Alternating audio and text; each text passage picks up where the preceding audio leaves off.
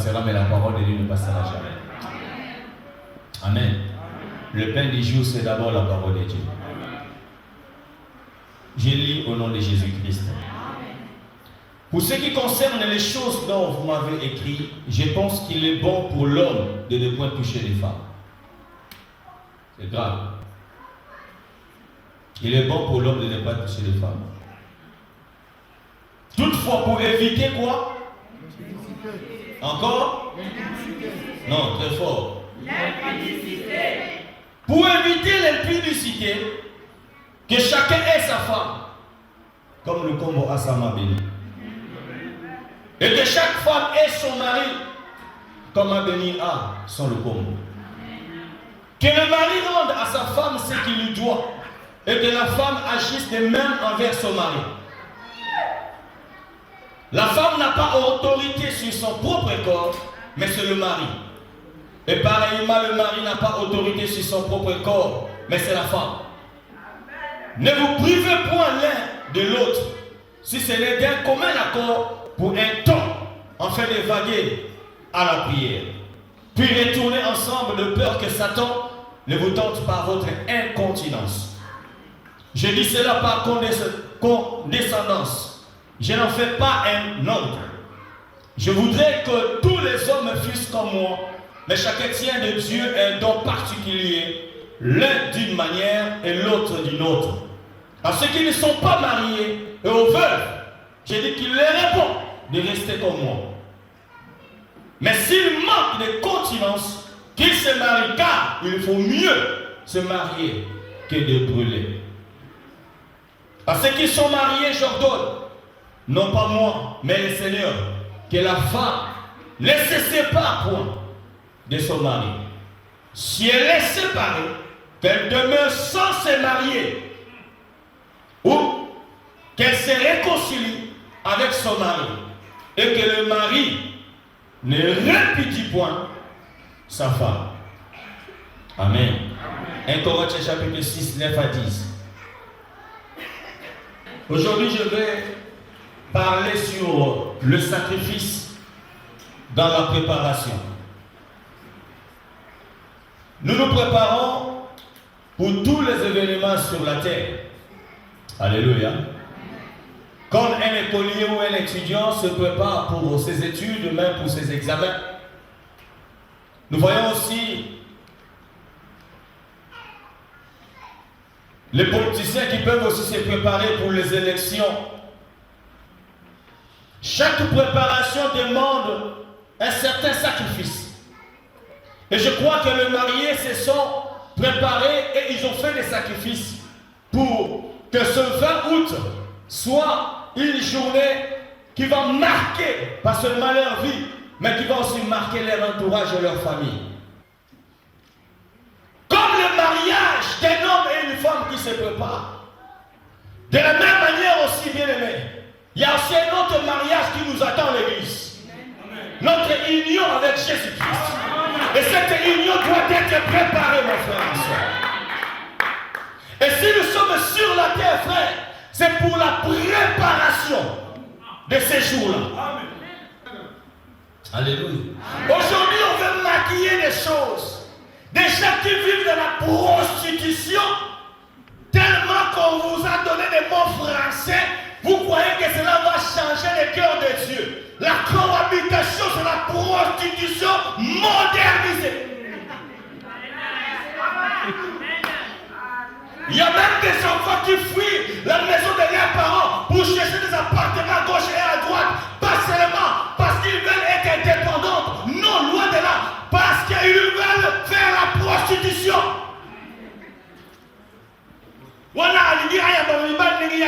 Mais il veut recevoir les hommes comme elle veut. Laisse-moi te dire si tu es là, avec celle qui se met debout à la forêt de Saint-Luc, avec celle qui se met debout à la forêt au bois des Boulogne, vous êtes pareils. Il n'y a pas de différence. La Bible déclare dehors les impudiques, dehors les féminins. Tu es un homme, tu veux devenir une femme. L'homosexualité, c'est de l'abomination. Si tu veux être haï du monde, oh bien aimé, condamne l'homosexualité. Je n'aimerais être condamné par le monde, mais bien aimé, je ne tolérerai jamais ces choses. Car la parole nous déclare, bien aimé, même dans la loi, ces gens qui faisaient de telles choses, bien aimé, on les lapidait. On les lapidait. Tu n'as pas honte, toi, un homme qui veut devenir une femme. Tu te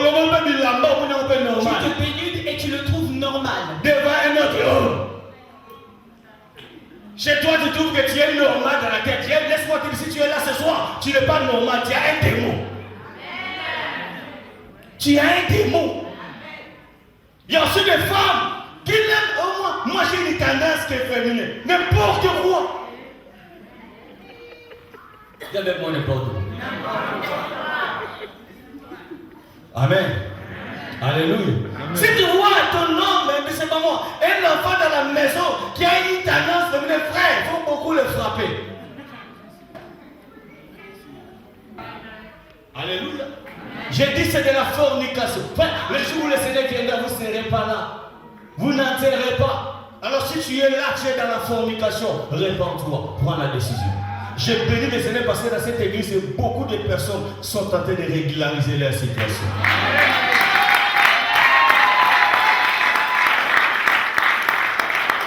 Nous vivons dans ce monde bien-aimé où même les pasteurs perdent l'église de ces choses. Tout ce parce que le combat de mon pasteur est impudique. En commençant à dire dire impudique. Et comment peut-il prêcher ça? Ah, vous aimez les telles églises. Là-bas, prêchez. Daddy. Tout droit en enfer. Vous êtes dans des salles d'attente de l'enfer, mon frère, ma soeur. Voilà pourquoi vous devez bien aimer vous répartir. La Bible déclare à quoi servirait un homme de gagner le monde entier et de perdre son âme. Frère, tout passera. Papa, le combat, le mariage prendra fin. Alléluia. Cela n'est pas éternel. Mais quand je pense au sacrifice que tu as fait, aux choses qui sont passagères, mais à combien plus forte raison de pouvoir faire des sacrifices aux choses qui sont éternelles? L'éternité nous attend, mon frère. Si tu mourais aujourd'hui, tu iras où? Aucune église, tout le monde va aller là. Tu as vu l'église? Tu viens aujourd'hui juste parce qu'il y a une fête. Et c'est ce que j'ai trouvé encore bizarre dans les fêtes, soi-disant entre guillemets les enfants de Dieu. Je me pose beaucoup de questions. Alors, tout changer quand la musique qui peut dans l'église. Alors, changeons aussi la musique dans la maison de Dieu. Dansons aussi le ndombolo ici. Parce que Jésus doit être partout. Jésus n'est pas seulement dans ces quatre murs. La vie chrétienne, bien aimée, on dit c'est la vie. On doit la vivre partout. Même quand vous fêtez, fêtez en Christ Jésus.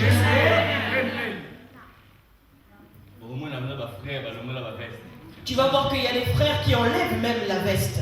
Et là, la tête bouge. Amen. Amen. Mettons seulement Kofi Olomide, mon Dieu. Pasteur, il faut que tu fuis cet endroit. Tu vas pleurer.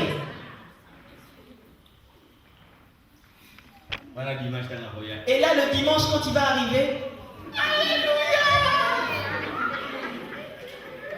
On est au ciel. Les gens croient que Christ va revenir quand on sera dans la prière. Amen. Tu crois que Jésus va venir quand tu seras en retraite? Jésus reviendra, peut-être que tu seras dans la fête. Alors s'il revient, il te trouve en train de ndomboliser. Est-ce que va-t-il y aller vraiment? Pose-toi un peu la question, frère. Bien aimé, la beauté passe. La vigueur d'un homme passe aussi. Mais la parole de Dieu ne passera jamais. Tout prendra fin, mon frère, ma soeur. Tu es venu là ce soir. C'est tout simplement parce que Dieu voulait te parler. Il est encore temps de te repentir. L'homosexualité, c'est un péché. La polygamie, c'est un péché. Par le corps, tu as choisi une seule femme. Comprends? Dieu te demande à être fidèle. Aujourd'hui, les hommes fidèles sont...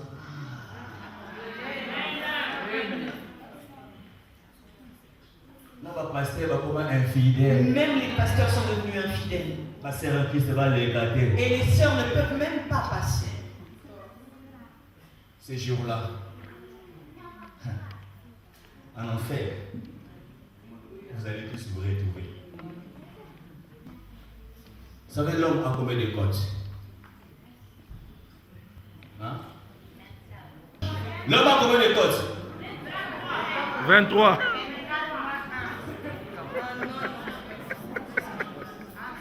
Amen.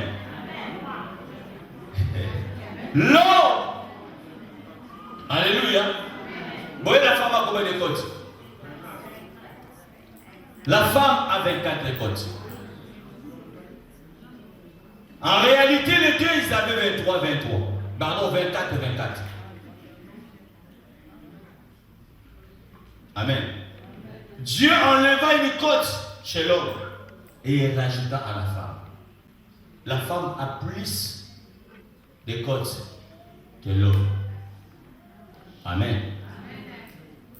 Parce qu'il y avait une vide que Dieu a comblée. Amen. Donc pour dire qu'en venant sur la terre, mon frère, vous avez trouvé la réponse. Sache que ta côte est quelque part, mon frère. Et toi, ma soeur, sache que tu sors de quelqu'un. Et le jour viendra où le Seigneur va vous faire rencontrer. Alléluia. Alors je demande aux mariés, pour moi ce soir, c'est seulement un seul conseil. Vous savez, vous êtes déjà mariés parce que vous vivez déjà ensemble. Ce que nous faisons aujourd'hui, c'est la régularisation de votre union. Vous êtes courageux, que Dieu vous bénisse.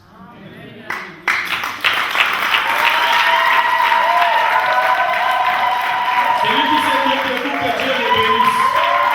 Au moins, il a compris ce que j'ai dit.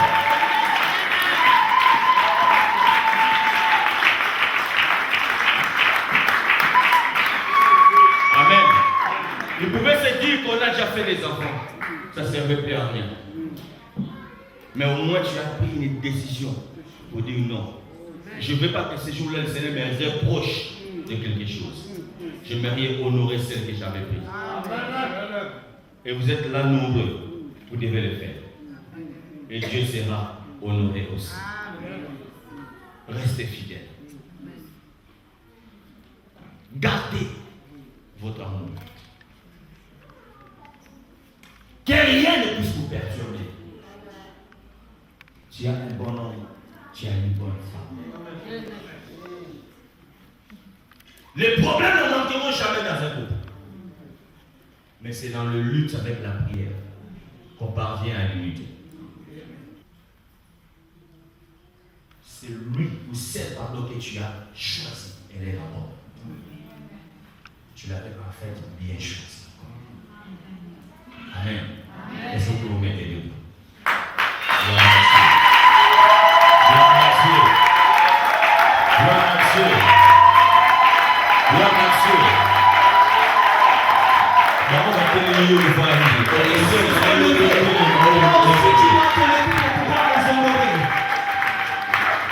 Amen.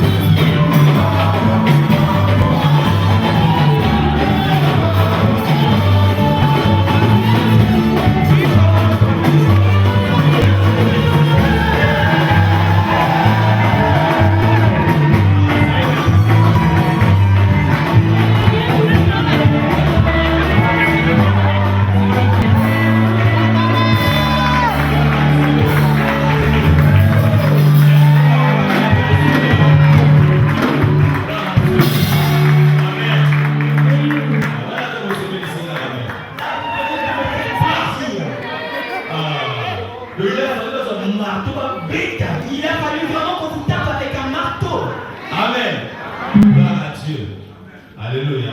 Imaginez maintenant au ciel, ça sera plus que ça. Ça sera grave. Il ne faut jamais manquer ces rendez-vous. Amen. Ok, nous sommes arrivés au temps de la bénédiction. Et je demande aux mariés de s'approcher. Au moment où ils avancent, nous acclamons le Seigneur. Papa le Congo. Papa, prends ta femme par la main.